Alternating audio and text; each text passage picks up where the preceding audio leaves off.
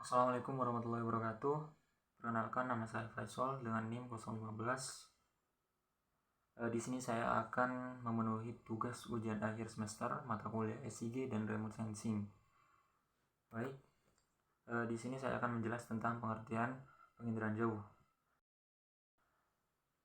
Pengertian penginderaan jauh. Penginderaan jarak jauh adalah pengukuran atau akuisisi data suatu objek atau fenomena oleh sebuah alat yang tidak secara fisik melakukan kontak dengan objek tersebut atau dari jarak jauh. Misalnya dari pesawat luar angkasa, satelit, dan kapal. Selain itu, menurut Wilson dan Buffon, penginderaan jauh adalah sebagai suatu ilmu, seni, dan teknik untuk memperoleh objek, area, dan gejala dengan menggunakan alat dan tanpa kontak langsung dengan objek, area, dan gejala tersebut. Sistem penginderaan jauh. Sistem penginderaan jauh pada foto di samping tersusun atas berbagai komponen sehingga terbentuk menjadi satu kesatuan, dan apabila dari salah satu komponen tersebut tidak berjalan sesuai dengan fungsinya, maka sistem penginderaan jauh tersebut akan terganggu. Komponen penginderaan jauh sendiri terdiri dari beberapa komponen. Yang pertama, sumber tenaga. Yang kedua, atmosfer. Yang ketiga, sensor. Yang keempat, interaksi dengan objek. Yang kelima, perolehan data. Dan yang terakhir, pengguna data. Yang pertama, sumber tenaga. Sumber tenaga dibagi menjadi dua, yaitu sumber tenaga pasif dan sumber tenaga aktif. Sumber tenaga pasif diperoleh dari sinar matahari, sehingga kualitas gambar yang diperoleh sangat tergantung pada waktu penyinaran matahari, kondisi cuaca, serta permukaan bumi yang memantulkan cahaya. Selanjutnya, sumber tenaga aktif. Sumber tenaga aktif menggunakan tenaga buatan manusia, contohnya cahaya buatan dari lampu blitz. Sistem aktif ini umumnya digunakan untuk merekam objek pada malam hari. Yang kedua, atmosfer. Atmosfer berfungsi meneruskan cahaya atau gelombang elektromagnetik sehingga objek dapat memantulkan kembali. Atmosfer mempengaruhi panjang gelombang yang dipancarkan oleh sumber tenaga. Tidak semua tenaga yang dipancarkan dapat sampai ke objek permukaan bumi. Pengaruh atmosfer ini bersifat selektif terhadap panjang gelombang. Karena sifatnya yang selektif, maka terdapat istilah jendela atmosfer. Jendela atmosfer yaitu spektrum elektromagnetik yang dapat mencapai objek di permukaan bumi. Selanjutnya yaitu sensor.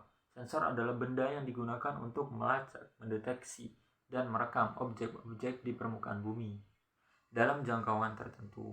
Sensor bekerja dengan cara merekam cahaya atau gelombang elektromagnetik yang dipantulkan oleh objek permukaan bumi. Alat yang digunakan untuk membawa alat sensor disebut wahana. Wahana yang digunakan seperti pesawat terbang, drone, dan satelit. Selanjutnya yaitu interaksi dengan objek. Interaksi antara tenaga dan objek dapat dilihat dari rona yang dihasilkan oleh foto udara. Tiap-tiap objek memiliki karakteristik yang berbeda dalam memantulkan atau memancarkan tenaga ke sensor. Objek yang mempunyai daya pantul tinggi akan terlihat cerah pada citra, sedangkan objek yang berdaya pantul rendah akan terlihat gelap pada citra. Contohnya, permukaan puncak gunung yang tertutup oleh salju akan mempunyai daya pantul tinggi, terlihat lebih cerah daripada permukaan puncak gunung yang tertutup oleh lahar dingin. Selanjutnya yaitu perolehan data. Terdapat dua jenis data yang diperoleh dari penginderaan jauh, yaitu data manual dan data numerik. Data manual sendiri didapatkan melalui interpretasi citra.